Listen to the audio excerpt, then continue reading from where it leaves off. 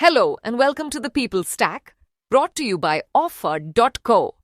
I'm Aarthi, and today we're diving into maternity leave compliance for Indian SMEs. Raj, you ready to bust some myths and get into the nitty-gritty? Absolutely, Aarti. This is one of those topics where even well-meaning founders and HR folks get tripped up. So, let's start with the basics. Who's actually covered under the law? Right, so if your company has 10 or more employees, you're in. Doesn't matter if they're all in one office or spread out across branches. The maternity law applies. And it's not just for permanent staff.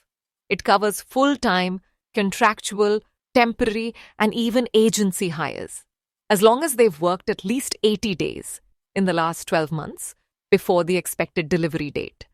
Yeah, and that 80 days thing is where a lot of people get confused. I had a founder ask me last week, hey, my fixed-term contractor is pregnant. Do I need to do anything? And I was like, if she's crossed 80 days, you absolutely do. Exactly. I actually had a friend. She runs a small design studio who thought only her permanent staff were eligible. She found out the hard way when her agency designer asked for leave, and it sparked a whole policy review. So don't assume, just check the 80 days rule. And then there's the leave itself. For the first 2 kids, it's 26 weeks of paid leave, up to 8 weeks before delivery, the rest after. If it's the 3rd child or more, it drops to 12 weeks. Adoption and surrogacy. If the child's under 3 months, the mother gets 12 weeks from the handover date. And let's not forget, in case of miscarriage or termination, there's 6 weeks of paid leave right after. Plus, if there's a pregnancy-related illness, like complications or recovery from surgery, she can get up to an extra month of paid leave with medical proof.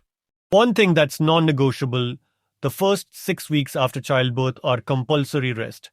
Even if the employee says she wants to come back early, you can't legally allow it. That's for her health and the babies.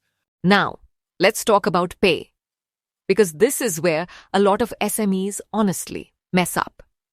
Maternity leave is fully paid leave. That means the same pay she'd get if she was working. Basic, HRA, DA, all the regular allowances. You can't just pay the basic and call it a day. Yeah, and you can't restructure her salary to reduce the payout either. I actually got a customer query at Offer.co recently. Someone wanted to know if they could move allowances around during maternity leave to save costs. That's a big no-no. Not only is it illegal, but it can really backfire if the employee challenges it. And if there's a salary hike or increment during her leave, she gets it. No exceptions. Also, if you don't provide free prenatal and postnatal care, you have to add a medical bonus to her pay. Today, the medical bonus is one-time and set at rupees 3,500 as per government regulations. It could change, so keep tabs on it. So don't try to cut corners here. Let's be super clear about what you absolutely cannot do. No firing or termination because she's pregnant or on leave. No notice of termination that ends during her leave. No cutting pay, perks, or seniority. No asking her to come back early. And definitely no work in those first 6 weeks after childbirth. And when she returns, she has the right to her old job or an equivalent one. Same pay, same benefits. No role downgrade, no loss of seniority. She should still be considered for promotions, appraisals, and bonuses. Her service is continuous, so maternity leave counts towards gratuity, leave accrual, and PF contributions. I think a lot of founders worry about the cost, but honestly, the legal and reputational risks of getting this wrong are way higher. And, it's just the right thing to do. So, beyond just the leave and pay, there are a few more workplace requirements.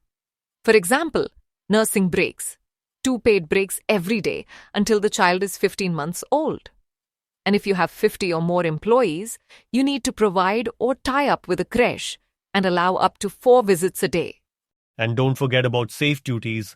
Pregnant employees shouldn't be given hazardous or overly strenuous work.